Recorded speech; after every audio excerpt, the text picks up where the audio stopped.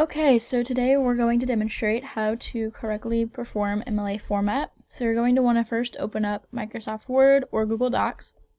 Then you're going to go up here right up to Format, down to Paragraph, and you're going to want to change that line spacing to double.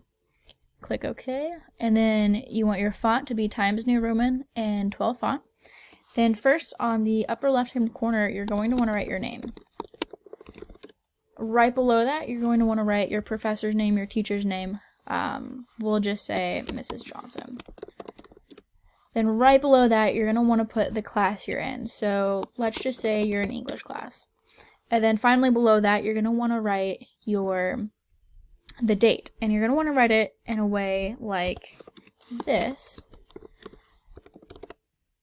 And then finally, you're going to want to enter and then go right up here. And notice how I moved it to the center. And you're going to want to write your title. And that's it. Thank you.